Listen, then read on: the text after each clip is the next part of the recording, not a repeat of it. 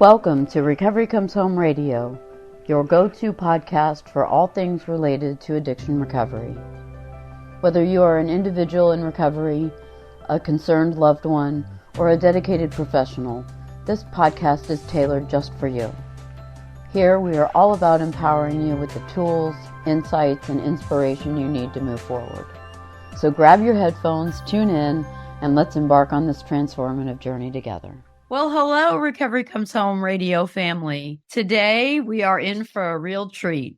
Welcome to the world of Nancy Boyd, where every adversity is a call to greatness, and every soul is a potential masterpiece. Her journey is not just a narrative, it's a testament to what the human spirit can achieve when fueled by dignity, courage, and clarity. From the restrictive corridors of traditional education to the boundless realms of healing and coaching, Nancy's path is a testament to the relentless pursuit and profound transformation. Her Soul Path Academy is not just a venture. It's a vision turned reality, a tribute to every life touched and transformed by Nancy's intuitive healing. Nancy's approach isn't just about surface level fixes. It's about diving deep, where your true power and potential lie dormant, just waiting for that spark. Nancy's life, a canvas of rich experiences, each brushstroke a story of resilience, spirituality, and a profound connection with life's essence. Welcome to the show, Nancy. Thank you for being here today. It is my pleasure. Glad to be here and be with your people. Yeah, I think we're going to get a lot of value out of today's show. Can you share with us a little bit about your journey and what brings you here to speak with us today? Well, you and I connected through one of our networking groups and found that we had an awful lot in common. My journey started really with my sobriety on April 12th, 1976. I had a moment of clarity in my life, and through the grace of a higher power, was able to completely change my life through the program of AA at that time.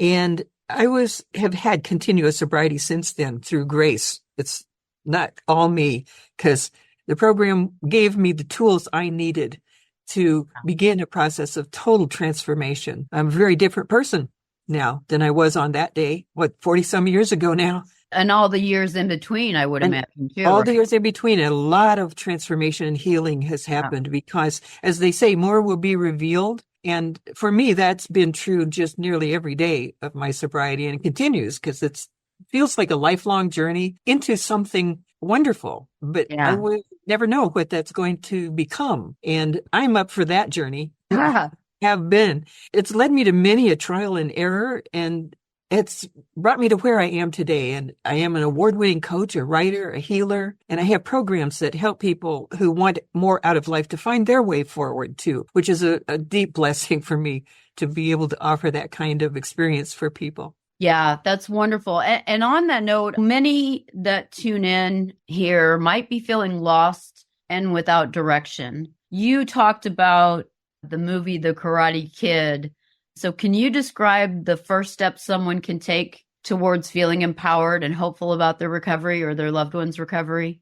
Yeah. In the beginning, it's rough. It's really rough. And for me, it took me quite a while to even get that I really was an alcoholic and that I had a problem. That first step was a tough one for me to take. And all I had to trust was just a day at a time. That's all I had to do to figure it out. So for me, and looking in retrospect, these are the things I could tell people now, that you're not supposed to know it right now. You can't. Where you are in life has put you in a place where you are about to enter a lifelong training program, a training in how to become you, the best version of you that you could possibly be. And the beautiful person you are inside is just waiting for you to develop all the skills and strength that you need to become that person.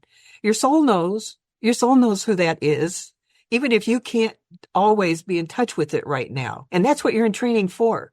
You're in training to become the best you that you can be. Whatever got you here before didn't do that for you. So you have to learn what it's going to take. And it might surprise you. Go watch some Karate Kid movies and you'll get the sense that day by day, every little action that you take contributes to the strength that it takes for you to master certain moves and certain things in life. And to master yourself is the greatest skill that you can possibly have. And the one that you most need, really, frankly, from my perspective. So the thing I would say about that is decide that you will do whatever it takes to master your sobriety, one day at a time, one breath at a time, if that's what it's going to take. And you can take comfort in the fact that millions of other people have successfully overcome whatever it was they have been struggling with. It could be addictions. It could be other problems. There's lots of 12-step programs, and this is just one of them. Some stories are worse than yours. So if they can do it, you can do it. They're sort of your proof that, yes, the program will work, and it will work for you if you let it. And you have to decide that you want to. So let their stories inspire you and motivate you when the going gets rough, because it can, and it does, but you breathe through it. You just don't do the actions that put you back where you were. And you know what those are. Absolutely. Just stay with the program.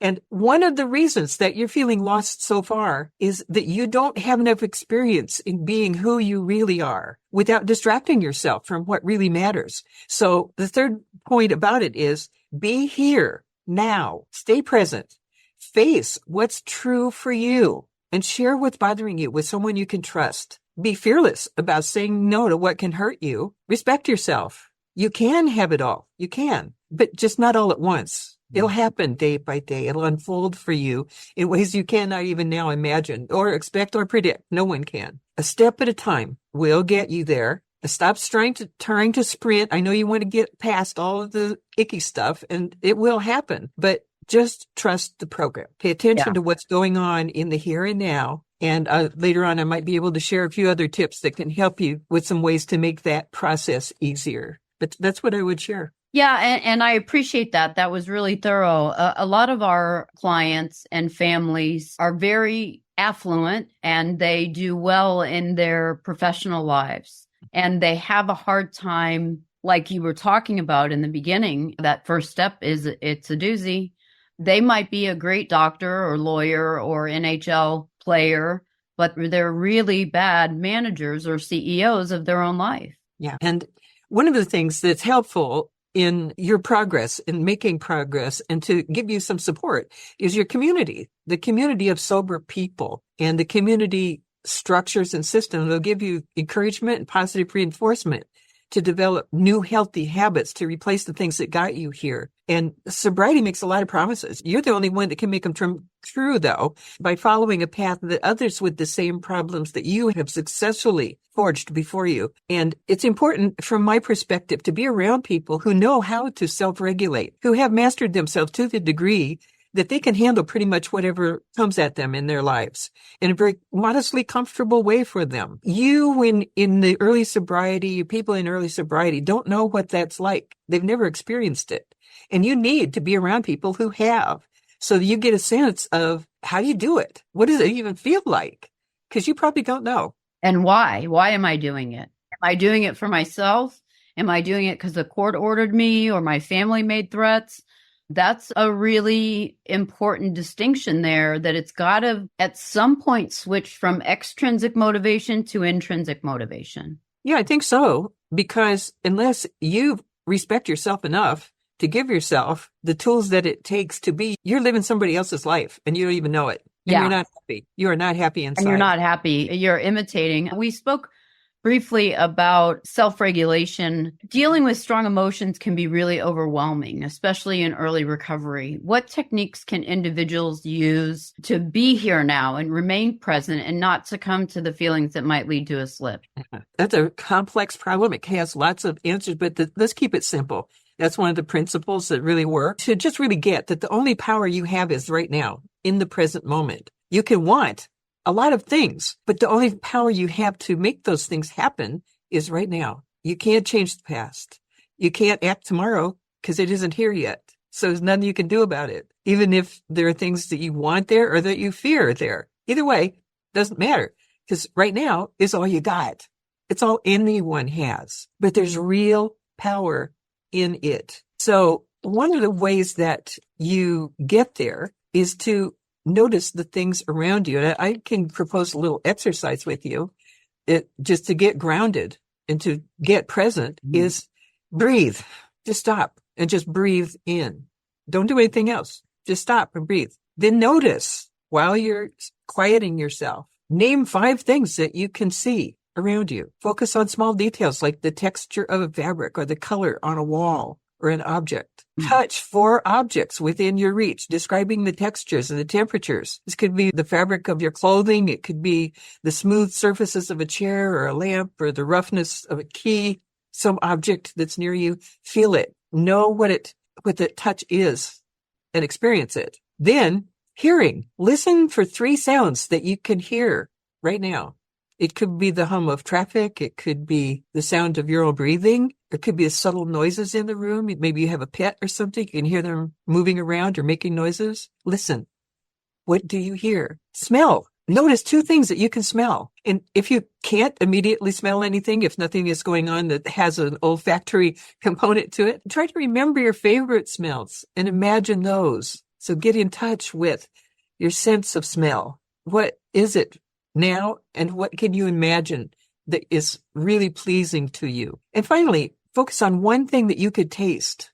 Right now, you don't have to actually taste something. I could have a drink of water and it tastes fresh. It tastes clear. It could be the aftertaste of a meal or a beverage or your coffee or tea. It could be the freshness of your own breath. Hopefully it is fresh. If you've been sober a while, it will be fresh. It won't stink like it used to. So those are the steps you take. You get in touch with your own physical body and what you sense from it and through it. Because you got to get in your body. You got to get out of your head. Your mind is not necessarily your friend, especially in early sobriety. And this goes for families too. Yeah, it's busy up there, isn't it? It's busy up there. It's really busy, and there's a lot of noise. And so what I want to share is that in that present moment, you get in touch with who you really are, who your soul is inside you. Everyone has a soul, and living aligned with what your soul wants for and from you is a very different way to live.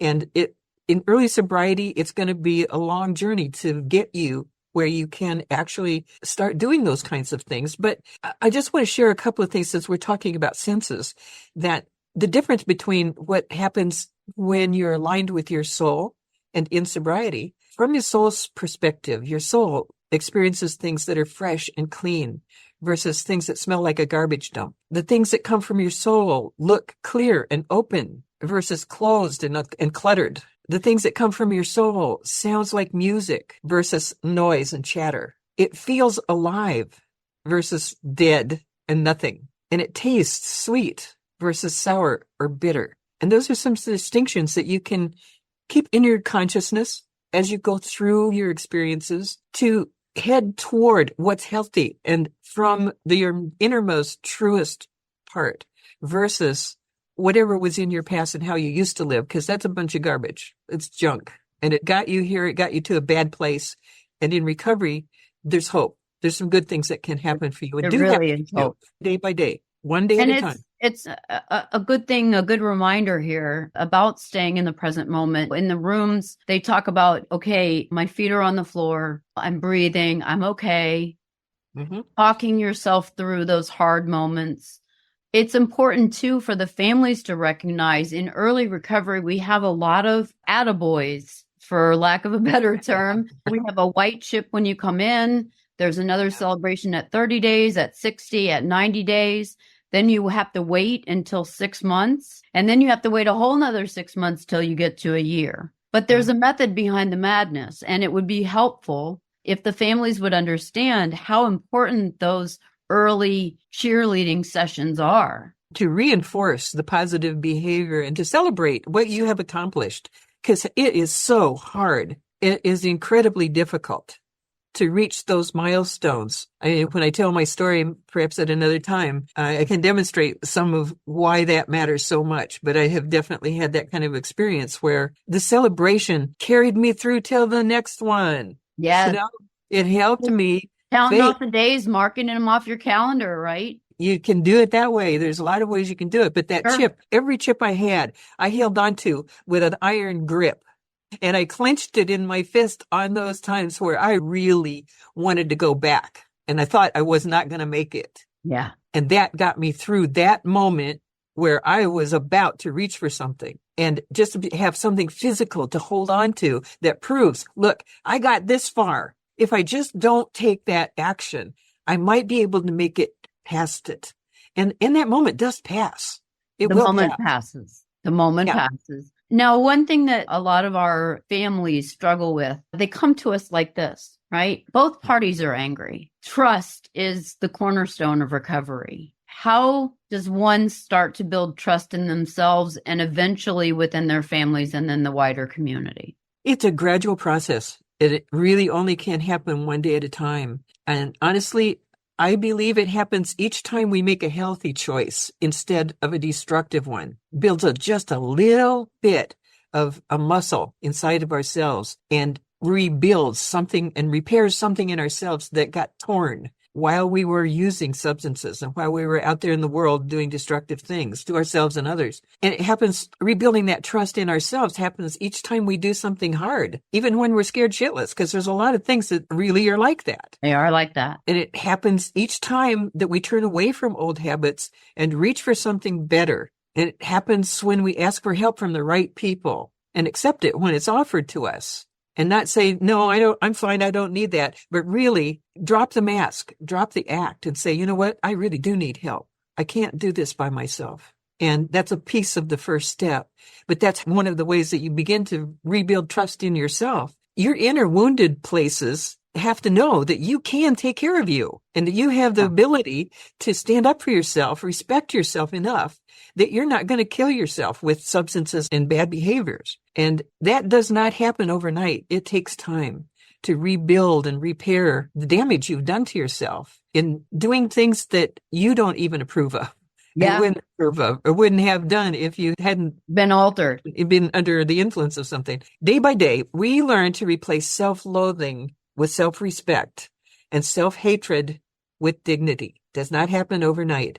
You have to earn that back. You have lost it. You have done behaviors that shredded any semblance of self-respect and dignity that you had. And it takes time to repair that.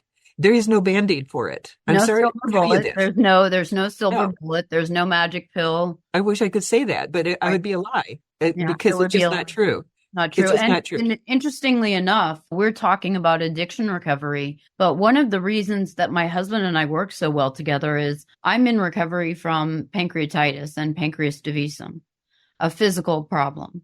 And I got to some of those same places that you were talking about, because you get to the point where in the medical world, it's not called active addiction. It's called the patient role. That is letting other people do for you things that you can do for yourself. That destroys self-esteem.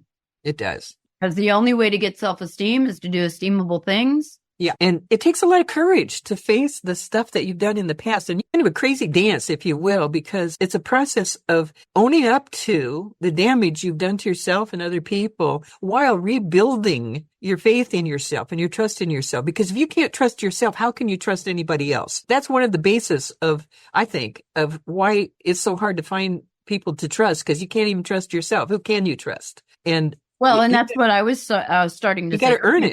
I couldn't trust the doctors. I have a condition that less than 5% of 5% have. And so I had to learn to trust my body, which didn't always act the right way. It malfunctioned, but I never gave up. I never stopped holding on to that hope that I would be healed someday. In fact, I had visualized myself healed, and I promised that little girl, once I really 4 years ago took control of my health and took it away from the allopathic medical community exclusively, my life turned around. And I promised that little girl, I might not have been there for you always. Yeah. There's times where I had to leave because I needed to protect myself too. But I'm here now and I'm not going anywhere. We're going to make it together. Yep. So could you discuss the relationship between that self-trust and vulnerability and recovery? Yeah, it's like I was saying, it's kind of a fine dance between feeling bad because we tell the truth about what happened and the ways that we hurt ourselves. You have to do that. You've got to get real, as painful as it is. But until you face that, you're always lost in some kind of illusion about who you really are. And it's not true. It's like a funhouse mirror. It's like a funhouse mirror. Like you never get an accurate picture of that. Yeah. And so it means being willing to see and know the truth about ourselves, not just the difficult things that we wish we hadn't done or the things we wanted to do, but we didn't, but also the beautiful things that we always hid for fear someone would take them away from us or that we'd somehow screw it up. And you got to face it all. The good and the bad, the ugly, the light and dark, and everything in between. And there's a saying in the program that we're as sick as we are secret. And when we can face the truth, when we do face the truth and share it with somebody we can trust and make them earn that trust if you have to, and there are people who will be able to prove to you that you can trust them, then you're on the way to recovery and real healing. You're on the way to repairing the damage to ourselves and others. And it's scary to be vulnerable. There's just no way around that. It's scary to be vulnerable. It's hard. It's hard and it's scary, but it's the key to learning the truth about who you are. And that truth will set you free from the fears that you can't be that, or the things that you think other people would think about you, and all the garbage, other nonsense chatter. Or the rattling around of here's the thing we create in our heads. All the stuff we create in our heads that's just not worth anything. In sobriety, we can find the safety to become whole and healed people. As long as we're willing to just do our best, one day at a time, without using substances or anything else to keep life away from us or to keep us away from life. Because life isn't all painful. And if you hide from it thinking that I won't do these things because I think it will be too painful or too scary, you also block off the good stuff. You block off the love and the fun and the true joy that you get of just being alive and experiencing what it means to be a soul in a human body that's healthy. And we're really fortunate down here. We have a large population of people in recovery. In fact, in the town that I live in, it's 70,000 population. 20% of that population, 14,000, are in recovery. So there's a lot of picnics. There's a lot of sober fishing where they go deep sea fishing out there.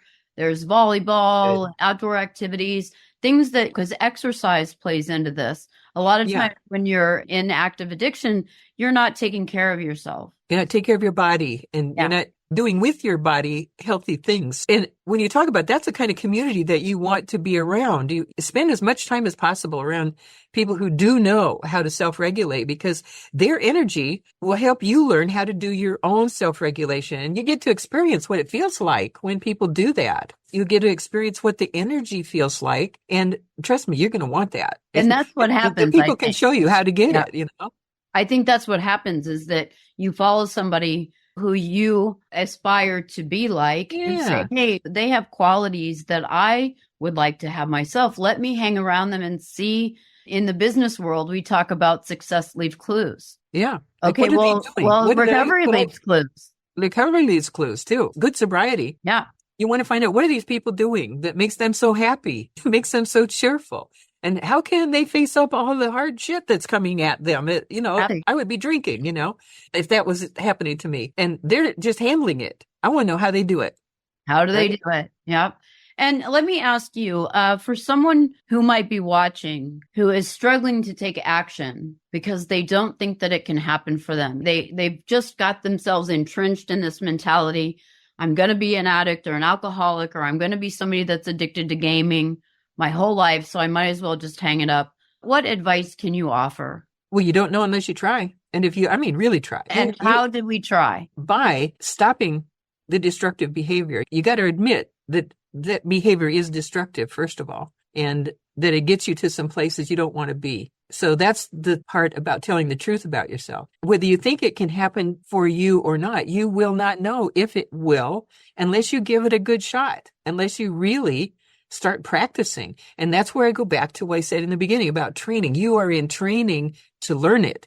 You don't know how now. And just because you don't know how doesn't mean you're never going to get there. Okay. Right. It just means that you're a student. You're a beginner becoming you, the real you, not the one you were hiding behind, or the one you were trying to cover up with using substances. Or the ones that you were trying to be because that's what somebody else Because someone else expected of you. Exactly. You're going to learn what your own soul wants for you and from you. But the only way you can do that is in sobriety. And you won't know that until you give it a good chance. So I would say don't make decisions based on your past experience because you don't have enough good sober experience to be able to judge yet. Give it a chance. Give yourself a chance. Yeah. And for me, I think some of the coping mechanisms that I've found most helpful are things like music, which can change your mood and mind without altering your chemistry, journaling, meditation, though all of those kind of things. I think all of those are the presence you were talking about earlier, being in the present moment. All of those things, journaling, you're in the present moment, music, you're listening and you're really feeling into the lyrics, meditation, you're really focusing in on your body. Those are all really good, healthy coping mechanisms to reach for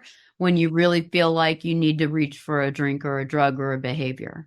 Well, there is that. And I'll add a few more tips to that, which is, I think it's really important to acknowledge the restlessness that you feel and name it if you have to. I'm just coming out of my body. Encourage yourself to notice and just acknowledge that you're feeling restless without judging that. Like, it's happening, man. That's how I'm being. And understand that's a natural response and that can help you manage it.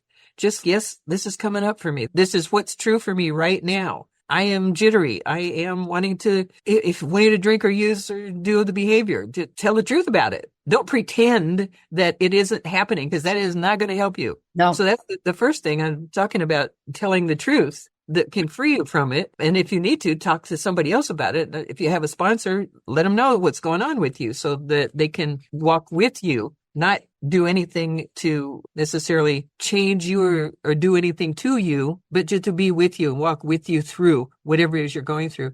Mindful breathing, like you were talking about, use whatever breathing exercises you can. And I'm not a yoga practitioner and my body was never in the kind of shape that I could do yoga, but I know people who do. And I find the value in the breathing exercises of it and the mental exercises of it really helpful. Yeah, I do Pilates and it's the same thing. We work on the breath and the core and it really stabilizes the rest of your body. If you can really focus on that breathing, and actually the inhale and the exhale help you do maybe a hard exercise, exhale on the exertion. And if your body is feeling restless, do something physical with it so that you can release some of that pent up energy that really does want to move and it wants your body to move. Because you probably have not been moving your body enough. And in the healing process, it needs a way to release in a healthy way. So do some physical activity that feels right to you. And you can choose what it is, whether you go play pickleball, go running. Yeah, we say move a muscle, change a thought. There you go. It is.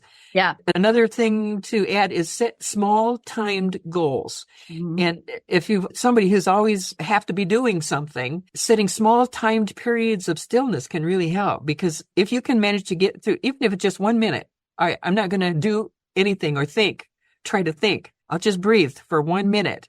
Start there. It's small. There. It's almost anybody can do that. Then move up to 5 minutes and work your way up to whatever length of time feels right for you. And I think in early sobriety, we were talking maybe 5 or 10 minutes at a time. That making that it'll be amazing things for you. Yeah, you have to make that decision over and over, maybe several times during the day. Yeah, you could just do 5 minutes 3 or 4 times a day. That's going to help you a lot. And it will teach you that you can do it. That's another way that you begin to rebuild some of those muscles. Yeah, this is really about discovery, isn't it? About discovery. Unveiling the true you that's underneath, that's been hiding under the addiction all these years. And you don't know that person yet. So let me ask you, that's a great segue. We're almost out of time, but I want to ask you, let's turn the clock back a little bit. Okay.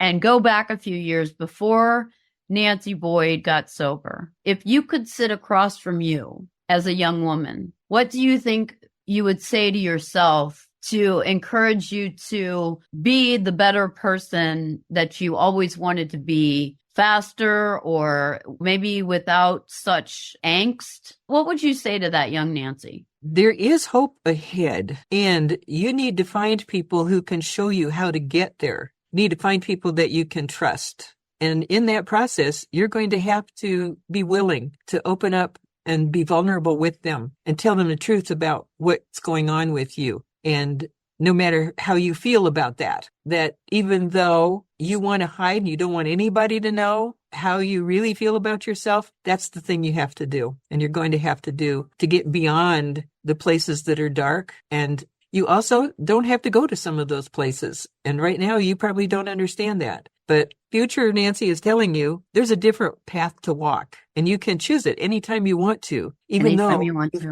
though you feel that you can't or nobody understands, because I promise you they will. The people are there. Yeah. And I've felt that and experienced that in my own health wellness journey. It's not an easy task. It's just, there are so many parallels between the patient role and chronic illness and active addiction and early recovery. Yeah. That just everybody that we know has been to dark places. We all have hurts, habits, or hangups that could use honing. Oh, yeah. Yeah. Well, I really want to thank you for your time today. My friend, you just really delivered some great content, and I know that our listeners are going to benefit from it. I can't wait to have you back to tell your own personal story, Nancy. Well, I'd love to. And until then, if people want to learn more about the work that I do in the world, can I share with them? Absolutely. Get in touch. Yeah. My website is www.brightwings.com. And if you go to that site and /about, you can get a free book, which is called Partner with the Power to Create Your Life. And that will get you started thinking about some different ways to approach your life. And it'll also put you on my list so that you'll be in touch with some of the events and programs that I have coming up. Some of them are pretty exciting. Wonderful. That's really generous. Thank you so much. You're welcome. And thank you for the opportunity to share with your community, and for all of your community. I wish you health and happiness and the best that life can offer you when you're in touch with your higher power, guided by your inner directed soul. And may you always have that blessing. Beautiful. Thank you so much, Nancy. It's been a pleasure. We will see you next time, everybody, on Recovery Comes Home Radio. Thank you for tuning in to Recovery Comes Home Radio. We hope that today's episode has provided you with valuable information and insights on the recovery process. Remember, you are not alone on this journey. Keep seeking support, practicing self-care, and moving forward one step at a time. Until next time, stay strong, stay resilient, and stay humble. Hope lives here.